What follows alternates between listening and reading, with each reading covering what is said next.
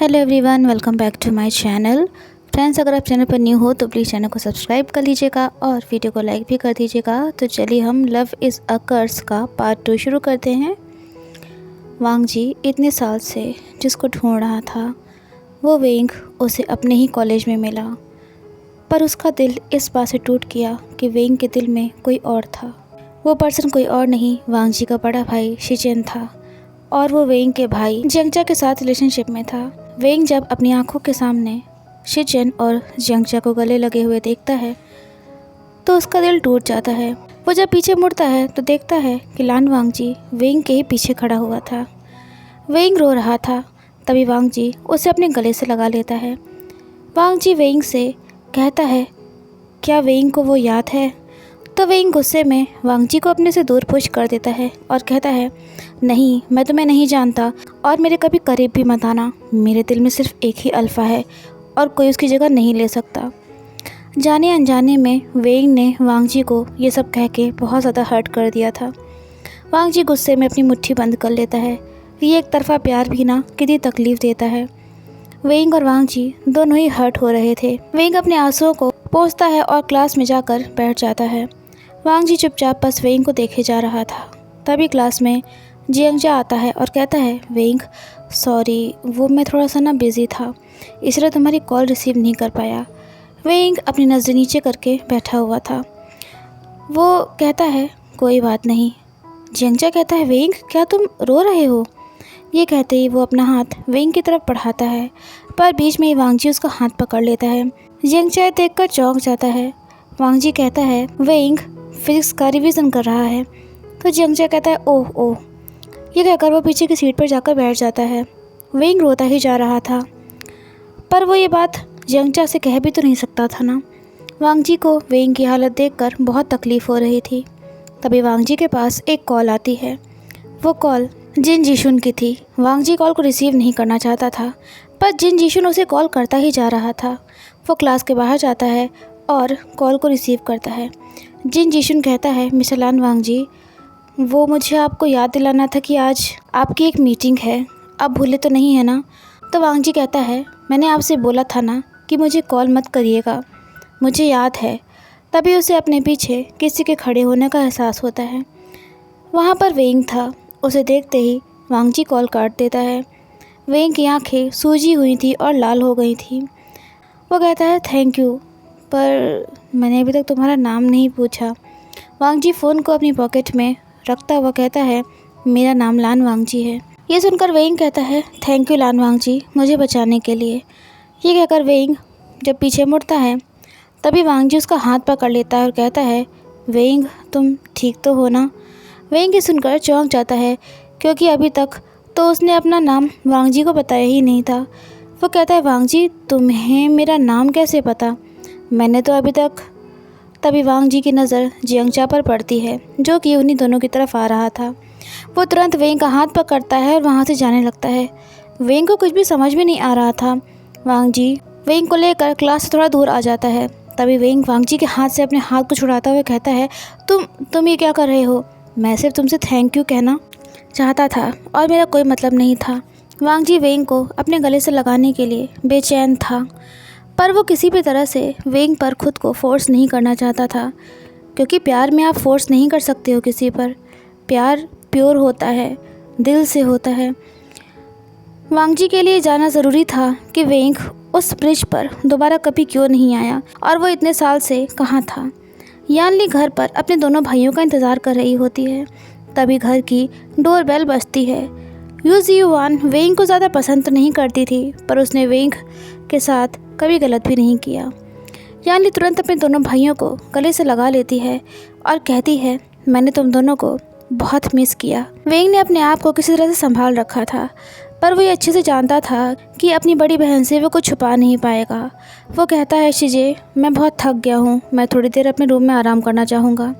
उसके जाने के बाद यानली कहती है, आज जंग क्या आज कॉलेज में कुछ हुआ था? आशियान थोड़ा परेशान लग रहा है। तो जियांगचा कहता है, शिजे मुझे भी नहीं पता कि वेंग को क्या हुआ है। वेंग जल्दी से अपने रूम में जाता है और डोर को अंदर से लॉक कर लेता है। वो बहुत रोता है। वो कहता है क्यों, मेरे साथ ऐसा क्यों हुआ, मुझे नहीं पता था कि किसी से प्यार करना इतना तकलीफ़ देगा, पर यंग चाहिए क्यों। ये कहते कहते वेंग अपना सर नीचे झुकाकर बैठ जाता है और कहता है प्रोफेसर लान शिचन ने हमेशा ही मुझे अच्छे से ट्रीट करा, क्या मैंने ही कुछ गलत समझ लिया था। पर ये पेन इतना ज़्यादा हो रहा है ना कि अब मुझसे बर्दाश्त नहीं हो रहा। वेंग कहता है मैं किसी और अल्फ़ा को कभी अपने नज़दीक नहीं आने दूंगा। तभी उसे लान वांगजी का चेहरा याद आ जाता है और उसका वो टच की याद आते ही वेंग तुरंत अपने क्लॉथ्स को ओपन करता है और जल्दी से वॉशरूम में जाकर नहाने लगता है। उसकी पूरी बॉडी में वांगजी जो कि एक अल्फ़ा था उसकी महक समा गई थी। वेंग हर हाल में वांगजी की उस महक को अपनी बॉडी पर से हटा देना चाहता था। वो रोता जा रहा था और अपने हैंड्स को सोप से रब करता जा रहा था कि किसी तरह से वो वांगजी का वो टच और उसे भूल जाए। पर वांगजी एक ऐसा अल्फ़ा था जिसकी सेंट बहुत ही ज़्यादा स्ट्रॉन्ग थी। इधर लान मैंशन में वांगजी अपने बड़े भाई शिचन का इंतज़ार कर रहा होता है। मिसेस लान आती हैं और कहती हैं वांगजी आज तुम्हारी कोई मीटिंग नहीं है क्या। तो वांगजी कहता है मॉम अभी मैं थोड़ी देर में यहाँ से निकलूँगा, पर मुझे घर से कुछ ज़रूरी बात करनी है। कुछ देर बाद शिचन भी घर वापस आ जाता है। शिचन देखता है कि वांगजी गेस्ट रूम में पहले से ही बैठा हुआ था और उसका वेट कर रहा था। आज से पहले कभी ऐसा नहीं हुआ था कि वांगजी ने शिचन के आने का वेट किया हो, क्योंकि ऑलरेडी उसके पास इतना सारा काम होता था। शिचन कहता है वांगजी तुम यहाँ क्या कर रहे हो। ये सुनकर वांगजी अपनी जगह से उठता है और शिचन के पास जाकर कहता है आपको वेंग कैसा लगता है। उसका ये सवाल सुनकर शिचन चौंक जाता है। वो कहता है वांगजी तुम कहना क्या चाहते हो। वांगजी अपने बड़े भाई के थोड़ा नज़दीक जाता है और कहता है आपको तो पता ही होगा कि आपकी क्लास में जो वेंग है वो एक ओमेगा है और वो आपको लाइक करता है। शिचन कहता है क्या वांगजी ये सब तुम क्या कह रहे हो, मुझे इस सब के बारे में कुछ भी नहीं पता। वांगजी कहता है मुझे बस इतना जानना है कि आप वेंग के बारे में क्या सोचते हो। I mean, आप उसके लिए क्या फील करते हो, क्या आपके दिल में उसके लिए प्यार है। तभी शिचन बोलता है वांगजी वेंग सिर्फ मेरा एक अच्छा स्टूडेंट है, इससे ज़्यादा और कुछ भी नहीं। वांगजी अपने बड़े भाई की बहुत रिस्पेक्ट करता था, पर वेंग के लिए वो बहुत ज़्यादा पॉजिटिव था। मतलब वो वेंग को किसी के साथ शेयर नहीं कर सकता था और वो किसी को भी वेंग को हर्ट नहीं करने दे सकता था। वो शिचन के सामने बो करता है और फिर कहता है अगर आप वेंग को लाइक नहीं करते हो तो फिर आप उसको ऐसे ट्रीट मत करो कि वो कुछ गलत समझे। शिचन ही सुनकर चौंक जाता है क्योंकि वांगजी ने आज पहली बार शिचन को ऐसे बोला था। वो कहता है वांगजी क्या तुम वेंग को। तभी वांगजी कहता है सॉरी मुझे अभी जिन जिशुन ने एक मीटिंग के लिए बोला है, मुझे वहाँ जाना है क्योंकि हमारा जो टेंडर पास होना है उसमें इस मीटिंग का बहुत इम्पोर्टेंट रोल है। शिचन आगे फिर कुछ नहीं कहता। वांगजी वेंग को लेकर बहुत ही ज़्यादा सीरियस था, वरना वो अपने बड़े भाई से ऐसे क्यों कहता। वेंग मेंटली बहुत ज़्यादा स्ट्रेस्ड हो चुका था। उसे कुछ भी समझ में नहीं आ रहा था कि वो क्या करे, वो कैसे इन सब चीज़ों से बाहर निकले। एक डिप्रेशन में वो चला गया था। हंसने बोलने वाला वेंग अब एक बंद कमरे में हो गया था। उसका मन नहीं था किसी से भी बात करने का। तभी उसके पास नेवासांग की कॉल आती है। वो कहता है वे श्योंग क्या तुम आज रात मेरे साथ ड्रिंक्स के लिए चलोगे। ये सुनते ही वेंग तुरंत हाँ कर देता है। वो कुछ पल के लिए अपने माइंड को रिलैक्स करना चाहता था, लेकिन वो ये भी जानता था कि ड्रिंक्स के बाद भी वो पूरी तरह से अपना होश गंवा बैठेगा। पर आज वेंग की ऐसी कंडीशन थी कि वो ड्रंक हो जाना चाहता था। वो कहते हैं ना कि थोड़ी देर के लिए सब कुछ भूल जाना। लान फैमिली का अंडरवर्ल्ड की दुनिया में बहुत नाम था, पर आज तक किसी ने उसके यंग हीयर को नहीं देखा था। मतलब कि लान वांगजी अभी तक किसी के सामने नहीं आया था। वेन रोहान अपने एक आदमी से पूछता है पता चला कि किसने मेरे बेटे को शूट किया है। तो वो आदमी कहता है बॉस हम कैसे पता करते, जितने भी लोग उस मीटिंग में गए थे वो सब के सब मारे गए और एक जो ज़िंदा भी बच्चा है उसकी बहुत हालत ख़राब है। पर इतना ज़रूर पता चला है कि वो लान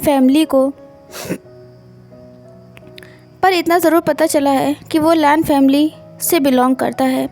वेन रोहान चौंक जाता है और कहता है क्या लान शिंग हैंग के बाद अब लान फैमिली से ऐसा कौन है जिसकी इतनी हिम्मत कि उसने मेरे बेटे वैन चाओ को मार दिया। तो वो कहता है मुझे नहीं पता। ये सुनते ही वैन रोहान उस आदमी को गोली मार देता है। वैन रोहान के पास तभी किसी की कॉल आती है। वो पर्सन उसे कहता है कि ग्रैंड होटल में आज एक डील होने वाली है। उसमें लान फैमिली का हीयर, जो कि अब पूरे बिज़नेस को संभाल रहा है, जिसे आज तक किसी ने नहीं देखा है, वो भी आ रहा है। कॉल कटने के बाद वैन रोहान अपने राइट हैंड यानी कि इम्पॉर्टेंट पर्सन जिसका नाम सुशे था, उसके साथ ग्रैंड होटल के लिए निकल जाता है। वांग जी ने ड्रॉअर से अपनी डैड की गन निकाली और साथ ही बुलेट प्रूफ जैकेट भी पहनी, क्योंकि उसके लिए हर कदम पर खतरा मौजूद था। मिसेस लान कहती हैं, वांग जी आज की मीटिंग बहुत इम्पॉर्टेंट है, लेकिन आज तुम सबके सामने ओपनली आ जाओगे। तो तभी वांग जी अपनी मदर को गले से लगा लेता है और कहता है, मॉम आपका ये बेटा सही सलामत घर वापस आ जाएगा। उसके अंकल लान शिरेन भी वांग जी के साथ जाना चाहते थे, पर वांग जी उन्हें मना कर देता है। वांग जी के साथ उसका बॉडीगार्ड सियान जा रहा था, जो कि one of the best bodyguard था और जिसे कराटे में ब्लैक बेल्ट हासिल थी। शिरेन कहता है, वांग जी अगर तुम्हें कोई भी प्रॉब्लम हो ना तो तुम मुझे कॉल कर लेना। वांग जी कहता है ओके का। फिर वो सियान के साथ मीटिंग अटेंड करने के लिए निकल जाता है। न्यू कार में वेइंग का वेट कर रहा होता है। वो एक रिच फैमिली से बिलोंग करता था, पर वेइंग एक मिडिल क्लास से था। कुछ देर बाद जब वेइंग आता है तो न्यू कहता है, वेशियोंग तुम इतनी देर से कहाँ थे। तो वेइंग कहता है, न्यू तुम्हें पता है ना आंटी यू कितना स्ट्रिक्ट हैं, उनसे मैंने कैसे झूठ बोला है ना, ये मैं ही जानता हूँ। न्यू बहुत गौर से वेइंग को देख रहा होता है और कहता है, वेशियोंग क्या आज तुम रोए थे? आई मीन तुम्हारी आंखें रेड हैं। तो वेंग अपना चेहरा दूसरी तरफ घुमा लेता है और कहता है, नहीं मेरी आंख में कुछ पड़ गया था। न्यू कहता है, वेशियोंग आज हम ग्रैंड होटल में जा रहे हैं, क्या तुमने अपने सेंट ब्लॉक करने की दवा ली है? आई मीन वहाँ पर बहुत सारे रिच फैमिलीज़ के अल्फ़ा आते हैं तो तुम। तभी वेंग कहता है, न्यू मेरी फ़िक्र मत करो, मेरी मर्ज़ी के बिना कोई मुझे छू भी नहीं सकता है। उसकी आंखों में दर्द था, पर वो ये भी जानता था कि लान शिरेन अब उसका कभी नहीं हो सकता है। ग्रैंड होटल सिटी का 5 स्टार होटल था, जहाँ सभी रिच फैमिलीज़ के अल्फ़ा और ओमेगास आते थे।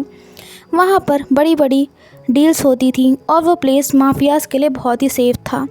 वांग जी अपने बॉडीगार्ड सियान के साथ ग्रैंड होटल पहुँचता है। सियान कहता है, बॉस मुझे लगता है कि पहले मुझे अंदर जाकर सारा माहौल समझ लेना चाहिए, फिर उसके बाद आप अंदर चलिए। तो वांग जी कहता है, नहीं हम साथ में ही चलेंगे। उसी समय वहाँ न्यू भी वेंग के साथ पहुँचता है।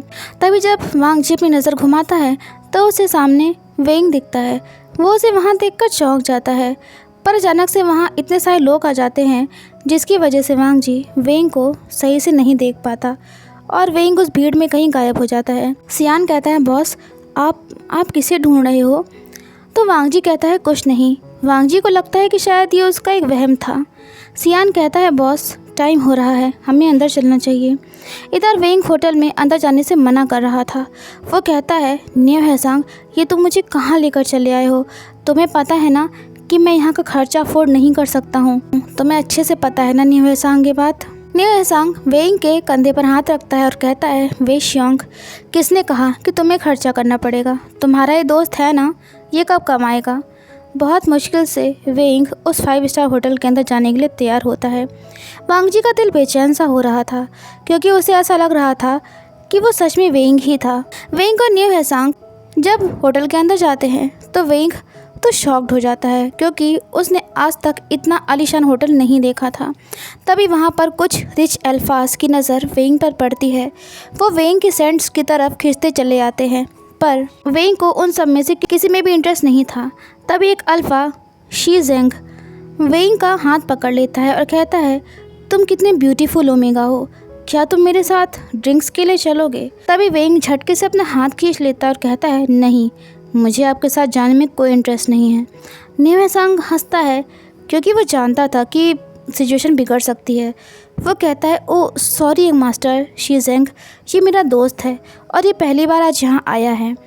शीजेंग देखने में भले ही बहुत स्मार्ट था, पर नेचर वाइज बहुत ही ज़्यादा बुरा था। उसे वेंग का रिजेक्शन बिल्कुल भी पसंद नहीं आया था। शीजेंग बिना कुछ कहे गुस्से में वहाँ से चला जाता है उसके जाने के बाद नेहा सांग कहता है, वेशियोंग ये तुमने क्या किया है? तुम्हें पता भी है कि अभी तुमने किसके साथ मिसबिहेव किया है? ये गोसू सिटी के रिचेस्ट बिजनेसमैन का इकलौता बेटा है, शी जेंग। तो वेंग कहता है, मुझे इस सबसे कोई फ़र्क नहीं पड़ता, लेकिन मेरी मर्ज़ी के बगैर कोई मुझे छुए ये मुझे बर्दाश्त नहीं है। वांग जी उससे थोड़ी दूर पर ही बैठा था, पर वो वेंग को नहीं देख पाया था अभी तक। ये डील सिर्फ वांग जी का फेस रिवील करने के लिए और उसको पकड़ने के लिए रखी गई थी, और इस सब के पीछे मेंग याओ और जिन जीशुन दोनों का ही हाथ था। उसी ने वेन रुओहान को भी इस बारे में बताया था। वांग जी की नज़रें भीड़ में वेंग को ढूंढ रही थी, क्योंकि उसे ऐसा लग रहा था कि वेंग उसके आसपास में ही है। वहाँ वेन रुओहान भी पहुँच चुका था। वेंग नेहा सांग के साथ ड्रिंक्स करना स्टार्ट करता है। धीरे धीरे वो दोनों ड्रंक होने लगते हैं। तभी फिर से शी जेंग वेंग के नज़दीक आता है और उसको इधर उधर टच करने लगता है। वेंग जो कि ड्रंक तो था, पर उसे अपनी बॉडी पर अननोन पर्सन के हाथों का टच महसूस हो रहा था। तभी वो लड़खड़ाते हुए खड़ा होता है और उस अल्फ़ा यानी कि शी जेंग के चेहरे पर एक थप्पड़ मार देता है। शी जेंग तो गुस्से में भर जाता है। सभी लोग वेंग और शी जेंग की तरफ देखने लगते हैं। नेहा सांग तो ड्रंक होकर सो गया था। उसी वक्त वांग जी की भी नज़र वेंग पर पड़ती है। वो चौंक जाता है। शी जेंग कहता है, एक लो क्लास ओमेगा होकर तुमने मुझे एक अल्फ़ा को थप्पड़ मारा है, आज तो मैं तुम्हें छोड़ूंगा नहीं। वो फिर से वेंग की तरफ अपना हाथ बढ़ाता है, पर तभी वांग जी शी जेंग के फेस पर पंच कर देता है, जिससे शी जेंग के माउथ से हल्का सा ब्लड आ जाता है। सियान ने वांग जी को मना किया था, पर वांग जी अपने प्यार को हर्ट कैसे होने दे सकता था। वेन रुओहान कहता है, क्या लान शिंगहेंग का छोटा बेटा लान वांग जी अब सारी डील्स देखता है? वेंग की बॉडी से फेरोमोन्स की सेंट और ज़्यादा स्ट्रांग हो गई थी, जो किसी भी अल्फ़ा को पागल जैसा करने के लिए काफ़ी थी। वांग जी वेंग को अपने सीने से लगा लेता है और कहता है, वेंग तुम ठीक तो हो ना? तुमने इतना ज़्यादा क्यों ड्रिंक कर लिया है? तभी शी जेंग उठता है और वांग जी के ऊपर अटैक करने ही वाला होता है कि सियान तभी आकर उसका हाथ मोड़ देता है और कहता है, मेरे बॉस को छूने की हिम्मत भी मत करना। वांग जी बहुत ही ज़्यादा गुस्से में था। वो कहता है, अगर किसी ने भी मेरे प्यार मेरे ओमेगा को टच भी किया ना और कोशिश भी करी, तो शायद वो कल का दिन नहीं देख पाएगा। सारे लोग शॉक्ड हो गए थे ये सब देखकर। वेन रुओहान कहता है, सोशे अभी माहौल ठीक नहीं है, पर हमें ये तो पता ही चल चुका है कि लान फैमिली से लान वांग जी सारे बिजनेस को हैंडल करता है। शी जेंग की तो कुछ हिम्मत नहीं पड़ रही थी आगे कुछ भी कहने की। वांग जी वेंग को अपनी गोद में उठाता है और सियान से कहता है, सियान चलो यहाँ से। कार में वेंग वांग जी की गोद में सर रखकर लेटा हुआ था। तभी सियान कहता है, बॉस हम इन्हें कहाँ लेकर जाएंगे? तो वांग जी कहता है, सियान आज मैं वेंग को लेकर एक होटल में जा रहा हूँ। जब इसकी कंडीशन थोड़ी ठीक हो जाएगी तो मैं घर वापस आ जाऊँगा। सियान कहता है, लेकिन बॉस आपकी आइडेंटिटी सबके सामने ओपन हो चुकी है, अब रिस्क बढ़ चुका है, हो सकता है कि वहाँ आपके कुछ दुश्मन भी हों। तो वांग जी कहता है, सियान मेरे लिए मेरे ओमेगा से इम्पोर्टेंट कुछ भी नहीं है, लेकिन ये बात मेरे घर में नहीं पता चलनी चाहिए अभी। वेंग की बॉडी से फेरोमोन्स की सेंट बहुत तेज़ होती जा रही थी। सियान उन दोनों को और कार को छोड़कर कैब से वापस चला गया था। वांग जी किसी तरह से वेंग को होटल के रूम में लेकर जाता है। वो उसे बेड पर लिटा रहा होता है। तभी वेंग की आंख खुल जाती है और वो वांग जी की शर्ट पकड़कर अपने ऊपर खींच लेता है। वांग जी खुद को संभाल नहीं पाता और वो वेंग के ऊपर गिर जाता है, जिससे उन दोनों के लिप्स एक दूसरे से टच कर जाते हैं। दुनिया के लिए वांग जी भले ही एक क्रूएल माफिया था, पर अपनी फैमिली और अपने ओमेगा, जिससे वांग जी इतने साल से एक तरफा प्यार करता चला आ रहा था, इनके लिए वो एक सॉफ्ट हार्टेड पर्सन था। वेंग के लिप्स जैसे ही वांग जी के लिप्स से टच होते हैं, वो शॉक्ड हो गया और तुरंत खुद को वेंग से अलग करता है और वो बेड पर बैठ जाता है। वेंग अपनी शर्ट के बटन्स को ओपन करते हुए कहता है, कितनी गर्मी हो रही है, मुझे इतनी गर्मी लग रही है, जबकि कमरे में एसी फुल पर चल रहा था। तभी वांग जी वेंग के हाथ को पकड़ लेता है ताकि वेंग अपनी शर्ट ओपन ना कर सके। वेंग की बॉडी से फेरोमोन्स की सेंट वांग जी को पागल सा कर रही थी, पर वो ड्रंक स्टेट में वेंग को टच भी नहीं करना चाहता था। उसके दिल में वेंग के लिए प्योर लव था। वांग जी कहता है, वेंग तुम ठीक तो हो ना? ज़्यादा ड्रिंक करने की वजह से वेंग का फेस बिल्कुल रेड हो गया था। जैसे ही वो वांग जी की आवाज़ सुनता है, वो उठकर बैठने लगता है। वेंग कहता है, लान वांग जी, ओह मिस्टर लान वांग जी, तुम एक अल्फ़ा हो तो भी तुम मेरा फ़ायदा नहीं उठा रहे। ये कहते कहते वेंग वांग जी के गले से लग जाता है। वांग जी ही जानता था कि वो खुद को कैसे कंट्रोल करे हुए हैं। तभी वेंग वांग जी के लिप्स पर किस करने लगता है। वांग जी ये देखकर चौंक जाता है और ख़ुद को वेंग से अलग करने लगता है। तभी वेंग कहता है, पता है लान वांग जी, मैंने सिर्फ एक ही अल्फ़ा को चाहा और ख़ुद को उसके लिए प्योर रखा, पर क्या हुआ, वो तो किसी और से ही प्यार करता है, वो मुझसे प्यार क्यों नहीं करता। वांग जी से वेंग की तकलीफ़ देखी नहीं जा रही थी। वो कहता है, वेंग, ज़बरदस्ती किसी का प्यार हासिल नहीं किया जा सकता।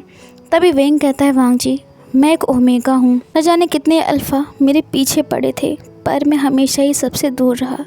वांग जी कहता है, वेंग, तुम बेड पर आराम कर लो, सो जाओ, मैं उधर सोफ़ा पर जाकर लेट जाऊँगा। तभी वेंग वांग जी की शर्ट के बटन्स को ओपन करने लगता है और वांग जी के कंधे पर किस करने लगता है। वांग जी कहता है, वेंग, ये तुम क्या कर रहे हो। वेंग के आंसू की एक बूंद वांग जी के कंधे पर गिरती है। वेंग कहता है, वांग जी, मेरी हीट स्टार्ट हो गई है, मुझे नहीं पता ये सब कैसे हुआ, शायद आज मैंने वांग जी तुम्हें किस किया और टच किया, इस वजह से। तुम्हें पता है वांग जी, तुम पहले वो अल्फ़ा हो जो मेरे इतना करीब है। वांग जी कहता है, वेंग, ये ठीक नहीं है, तुम तो मुझसे प्यार भी नहीं करते हो। तो वेंग वांग जी की गर्दन पर किस करते हुए कहता है, वांग जी, मुझे सच में तुम्हारी बहुत ज़रूरत है। अगर तुम अभी मेरे साथ इंटीमेट नहीं हुए तो मैं पागल हो जाऊंगा। वांग जी, मैं तुम्हें किसी चीज़ के लिए ब्लेम नहीं करूंगा, बस मुझे अभी तुम चाहिए। वांग जी का प्यार वेंग के लिए प्योर था और लॉयल था। वो इतने साल से जिस वेंग को ढूंढ रहा था, आज वो उसके सामने था। अब वो भी खुद को कंट्रोल नहीं कर पा रहा था। सो फ्रेंड्स, आज का पार्ट आपको कैसा लगा कमेंट करके ज़रूर बताइएगा। वीडियो को लाइक, शेयर, चैनल को सब्सक्राइब कर लीजिएगा। तो फिर इस सीरीज़ के नेक्स्ट पार्ट के साथ आप सबसे कल मिलूँगी। Till then, take care and have a good day.